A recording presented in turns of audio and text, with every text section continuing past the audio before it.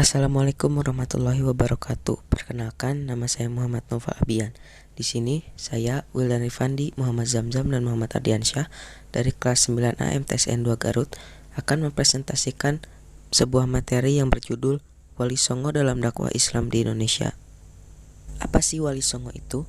Kata Wali Songo merupakan bentuk majemuk yang berasal dari kata wali dan songo. Wali yang dimaksud adalah waliullah yang mempunyai makna orang yang mencintai dan dicintai Allah. Adapun kata songo berasal dari bahasa Jawa yang bermakna sembilan. Jadi, Wali Songo berarti wali sembilan yang mencintai dan dicintai Allah. Mereka merupakan tokoh penyebar Islam di Indonesia, khususnya di Pulau Jawa. Di antaranya ada Sunan Ampel, Sunan Gresik, Sunan Bonang, Sunan Giri, Sunan Derajat, Sunan Kalijaga, Sunan Kudus, Sunan Muria, dan Sunan Gunung Jati. 1. Sunan Ampel. Sunan Ampel bernama asli Raden Rahmat, keturunan ke-22 dari Nabi Muhammad. Menurut riwayat, ia adalah putra Ibrahim Zainuddin Al-Akbar dan seorang putri Campa yang bernama Dewi Condro Wulan, putri Raja Campa terakhir dari dinasti Ming. Sunan Ampel dilahirkan di Aceh tahun 1401 Masehi. Sunan Ampel adalah pendiri pesantren Ampel Denta. Di antara murid-murid beliau adalah Raden Paku, Raden Patah, Raden Makdum, Ibrahim Saifuddin, serta Maulana Ishaq. Sunan Ampel termasuk perancang kerajaan Islam Demak di ibu kota Bintoro. Beliau wafat di Surabaya pada tahun 1481 dan dimakamkan di Ampel. 2. Sunan Gresik, dikenal juga dengan nama Maulana Maghribi, Syekh Maghribi, serta Syekh Jumadil Kubro. Beliau dianggap sebagai orang Islam pertama yang masuk ke Pulau Jawa, sehingga kedatangannya menandai permulaan masuknya Islam di tanah Jawa. Sunan Gresik meninggal pada 12 Rabiul Awal 882 Hijriah atau 8 April 1419 dan dimakamkan di Gapura Wetan, Gresik. 3. Sunan Bonang, lahir di Surabaya pada tahun 1465 dan wafat pada tahun 1525 di Tuban.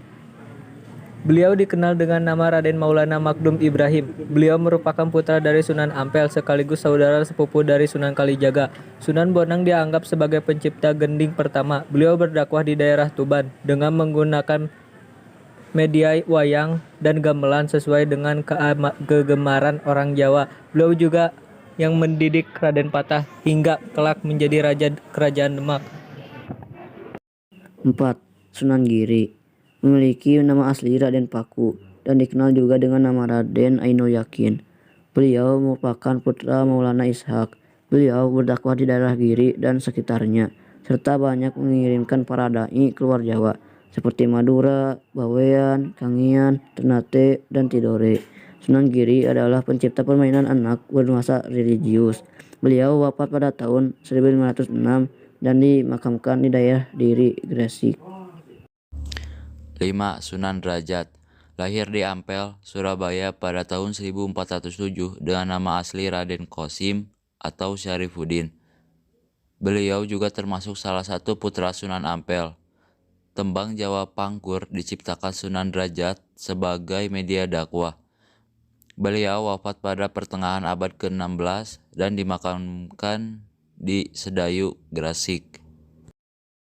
6. Sunan Kalijaga, memiliki nama asli Raden Masyahid. Ayahnya adalah Raden Sahur Tumenggung Wilwatikta yang menjadi Bupati Tuban, sedangkan ibunya bernama Nawangrum. Nama Kalijaga dalam satu versi berasal dari bahasa Arab dari kata Kodi Zaka, pemimpin yang menegakkan kebersihan dan kesucian. Tetapi pendengaran orang Jawa adalah Kalijaga. Sunan Kalijaga dianggap sangat berjasa dalam mengembangkan seni wayang purwa atau wayang kulit, serta gamelan yang digunakan sebagai media dakwah Islam. Selain itu, beliau juga mengembangkan seni suara, ukir, busana, pahat, serta kesusastraan. 7. Sunan Kudus, lahir dengan nama Ja'far Shadiq. Beliau memiliki silsilah yang bersambung sampai ke Nabi Muhammad SAW. Sunan Kudus berdakwah di daerah Kudus dan sekitarnya. Beliau termasuk seorang ulama yang menguasai berbagai disiplin ilmu seperti fikih, ushul fikih, tauhid, hadis, tafsir, logika. Oleh karena itu, beliau mendapat gelar Waliul Ilmi. Sunan Kudus yang menciptakan gending Maku Mambang dan Mijil. 8. Sunan Muria. Lahir dengan nama asli Raden Umar Said atau Raden Prawoto. Beliau adalah putra dari Sunan Kalijaga. Dalam berdakwah, Sunan Muria cenderung memilih tempat yang jauh dan terpencil dengan menyelenggarakan semacam kursus-kursus keagamaan bagi kaum pedagang, nelayan, dan rakyat biasa. 9. Sunan Gunung Jati. Memiliki nama asli Raden Syarif Hidayatullah. Beliau lahir di Makkah pada tahun 1448. Beliau merupakan cucu Prabu Siliwangi yang merupakan Raja Pajajaran. Beliau berdakwah mengajarkan agama Islam di daerah Cirebon, Majalengka, Kuningan, Kawali, Sunda Kelapa, serta Banten. Kesimpulan, agama Islam merupakan agama yang universal, yang tidak hanya membawa hal-hal tentang agama, tetapi juga membawa kebudayaannya dan mempengaruhi terhadap berbagai hal. Di antaranya pengaruh di bidang bahasa, pengaruh di bidang pendidikan arsitektur, dan juga kesenian. Kedatangan Islam membawa pengaruh yang sangat besar dalam kehidupan sosial, ekonomi, maupun politik di dunia. Wali Songo dipercaya sebagai peletak batu pertama Islam di Pulau Jawa. Kiprah Wali Songo dalam dakwah Islam di Indonesia pada umumnya, di Pulau Jawa khususnya, memang merupakan fakta sejarah yang tidak terbantahkan. Para Wali Songo dalam melakukan aktivitas dakwahnya sangat memperhitungkan wilayah strategis. Beranjak dari sinilah para Wali Songo yang dikenal jumlahnya ada 9 orang tersebut melakukan pemilihan wilayah dakwahnya.